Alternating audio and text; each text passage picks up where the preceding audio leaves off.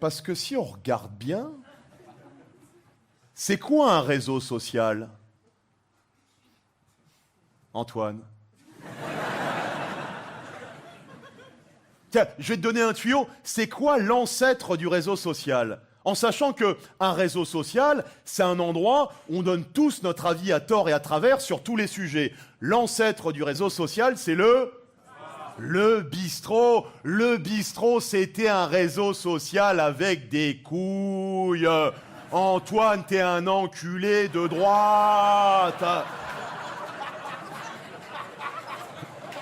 Et il y avait un bistrot dans chaque village, et dans chaque bistrot, il y avait ce qu'on appelait l'idiot du village. Dédé, c'était la mascotte, Dédé. On l'aimait bien. Il était un peu con, un peu débile, mais on l'aimait bien. Ça va, Dédé? Vous savez que la Terre, elle est plate? Ah, il est con, Dédé, allez. Mais non, je vous jure, j'ai vu un reportage, il est con, allez. Resservez-lui à boire. On l'aimait bien, Dédé. Mais qu'est-ce qui s'est passé avec les réseaux sociaux?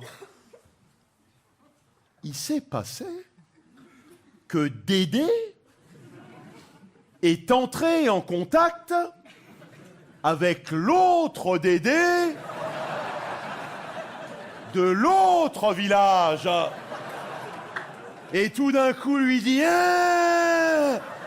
toi aussi t'avais remarqué que la Terre était plate, hein? Et un jour ils sont 2, puis 10, puis 100, puis 1000, puis 1 million. Et un jour c'est toi qui arrive au bistrot et qui dit et vous savez comme la Terre est ronde, ah il est con, resservez-lui à boire. C'est ça les réseaux sociaux, des bandes à Dédé.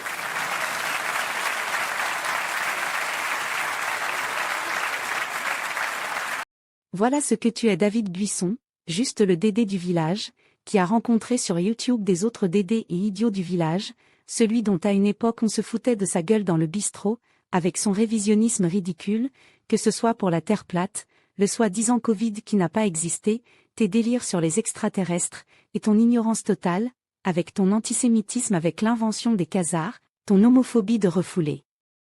Monsieur le tailleur de pierre, tatoueur, expert en dessin, expert en huile miraculeux, expert en crêpes, expert en respiration et 10 000 autres spécialités dont tout le monde s'en fout, alors que t'es qu'un bof, la grande gueule classique, un Dédé du village, qui se fait chier au fond de sa campagne, sans amis, et qui a besoin de se faire voir, de passer 6 heures en live par jour, tellement il se fait chier.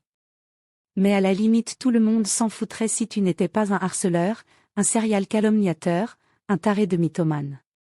Que tu insultes et t'en prennes à des autres Dédés du village complotistes comme toi, on s'en fout aussi, c'est taré contre taré, Dédé du village contre le Dédé d'un autre village, mais que tu calomnies autant de gens qui n'ont rien à voir avec ta sphère de cassos complotistes, en les traitant de pédophiles ou de complices de pédophiles, des comptes contraries, et surtout une avocate comme Maître Sata, qui elle, à différence de toi combat réellement et professionnellement contre la pédophilie, tu vas le payer.